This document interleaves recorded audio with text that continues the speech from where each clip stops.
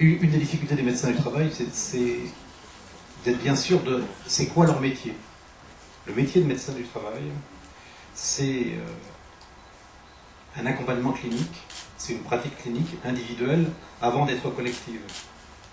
Tous les rapports qui sont sortis et qui nous disent que l'action des médecins, ce n'est que collectif et qu'il n'y a pas de pratique médicale individuelle, vont avoir comme meilleur effet de finir de fossoyer cette profession. Donc il n'y en aura plus du tout. C'est peut-être bien fait pour les médecins du travail s'ils ne savent pas quel est leur métier. Donc les médecins du travail, je pense que c'est la clinique, c'est le travail de la compréhension du côté du travail, à partir de la santé évidemment. À partir de la santé spécialiste du travail, c'est la clé de lecture, c'est du côté du travail. Le travail de la compréhension, et on peut comprendre qu'avec les gens. Quand on a compris avec les personnes, individuellement, on peut éventuellement agir collectivement.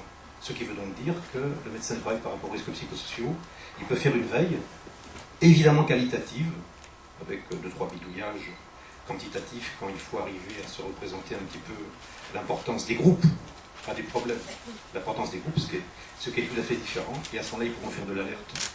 Tous les médecins qui se déploient sur les risques psychosociaux quand ils sont confrontés à des morts n'ont aucun espoir de rien faire, et ils ne font que gérer leur propre angoisse de ne pas avoir prévu la personne qui s'est suicidée, pour laquelle elle n'avait aucun espoir d'ailleurs de le prédire, puisque les gens qui se tuent, c'est les gens qui sont souvent les plus engagés dans le travail, et je dirais, qui ne voient pas le coup venir. Voilà. Donc, si les médecins arrivaient à faire leur travail de veille et d'alerte, je pense que ça aiderait, mais je pense qu'il faut aussi aider les médecins à faire ce travail. Alors, dans ce qu'il ne faut pas faire, quand on n'arrive pas à prévenir les effets délétères sur la santé, on se sent tellement coupable. C'est la base quand même de la souffrance au travail, la culpabilité avec la peur, la honte derrière. Donc les médecins se sentent coupables, les syndicalistes se sentent coupables, et il faut agir à tout prix.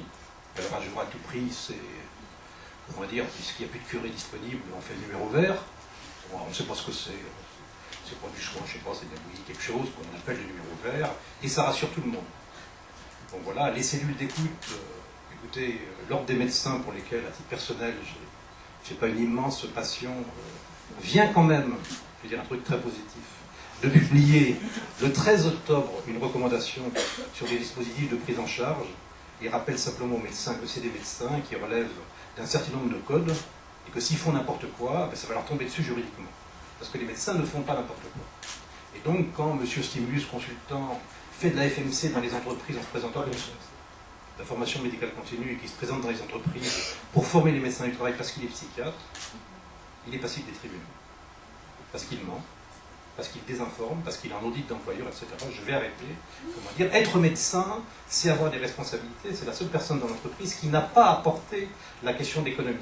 A contrario, il n'a pas donné des leçons non plus.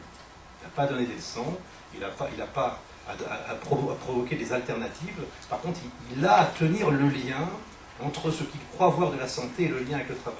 Donc un médecin du travail, j'ai envie de dire un truc un peu grossier, il est bon qu'à faire des diagnostics de lien entre ce qu'il voit sur la santé et le travail. Un médecin du travail qui remplit des questionnaires, qui n'est pas voulu de faire un diagnostic et de savoir si cette dépression pour lui a à voir avec le travail, changer de médecin du travail ou supprimer la médecine du travail. Un médecin qui ne peut pas faire de diagnostic, désolé, ce n'est pas un médecin. On a deux pieds, il y a l'économie du travailler, il y a l'économie du désir. Les psychiatres, ils ont du mal avec l'économie du travailler, leur métier c'est l'économie du désir. Les médecins du travail, c'est l'économie du travailler du côté de la santé. Donc n'emmenons pas les médecins dans le mur, et c'est important. Donc effectivement, les cellules d'écoute, ça mène dans le mur, on en parlera, etc. Quant aux observatoires sociaux, c'est le consensus aujourd'hui, on est tous frères, dans la merde, on est tous frères. Mais ce qui malmène tout le monde quand même aujourd'hui, effectivement, c'est... Et pourquoi, en fin de compte, il n'y a plus de collectif d'appartenance, enfin, il n'y a plus de soubassement à l'action collective. Et c'est vrai que la peur, tous les mécanismes de précarisation, j'allais dire à la con, et la honte surtout de faire ce qu'on réprouve.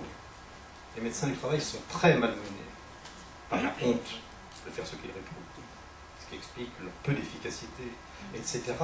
C'est quand même à la base de l'effondrement des collectifs et à la base de la diminution des possibilités d'action. Donc il faut articuler tout ça, et quelque part on a que les médecins du travail qu'on mérite, Alors vous allez dire, vous ne méritez pas grand-chose.